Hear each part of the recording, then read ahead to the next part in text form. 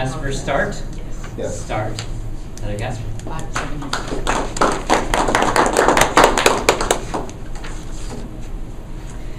I have wanted to join Toastmasters for years. And I say wanted to because I talked about becoming a Toastmaster until a couple of years ago. I finally decided that I wanted to be a Toastmaster. So I was finally able to find a club, come in, get acclimated to what it was, the structure, and became a member, and then I had to do my first speech, which is the icebreaker speech that we all know and we all love. I say wanted because I realized the continual not doing and continuing to want was my fear of actually stepping up and doing it. And that's what my speech is about today, starting. You can talk about all the things you want to do. You can have the goals and the dreams and all the places you want to go, but you have to start.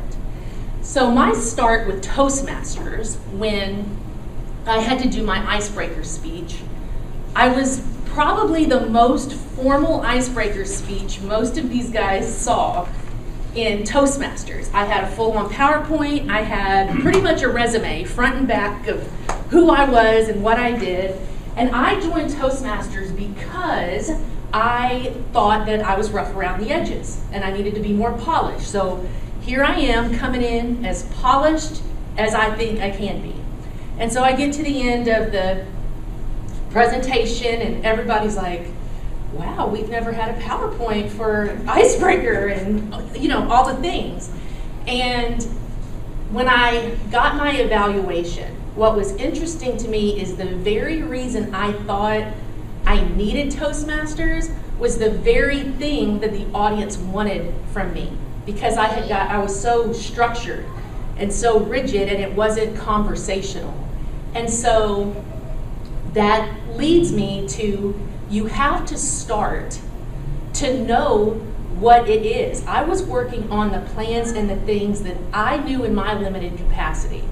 But by starting, engaging, doing the thing you say you're going to do, all of a sudden you go on a journey to actually figure out what's going to make you a better communicator. A lot of you guys have heard my startup story and what that's like, and I refer back to it a lot because it was like a foundational start for me. And I had a great sales job. I mean, most that people wouldn't leave. They would just build upon it. And I just felt the call to become an auctioneer, but it was a lengthy process for me to actually start the process in becoming an auctioneer. And the things that I have learned from actually starting, and I had to be vulnerable. I had to realize that I'm not going to be the best. I'm just starting. So I'm going to have criticism. I'm going to have to learn my way all the way through it. I'm going to have to be okay with not being buttoned down and not being perfect. And so when I started writing this speech and I started thinking about what is the thing that makes people not go, not engage? And it's fear. It's basically what it is. And it's fear of what the people closest to you are going to think of you. I mean, there is a high likelihood that people you've looked up to aren't going to support the direction that you're going to go. And you have to face those realities and what those things are. So being brave is something that is necessary to start. And getting up here and giving your first speech is scary, and it can be those things. But for those that have been in this club, they know that once I did the icebreaker, it was like a faucet turned on. The ice melted and I went speech after speech after speech, finished my first pathway, almost done with my second. And I say all of this because if I would have never known and never kind of come into myself and figured out the things you think are bad aren't bad, and the things you think you need, you don't. You just have to know how to convey the message.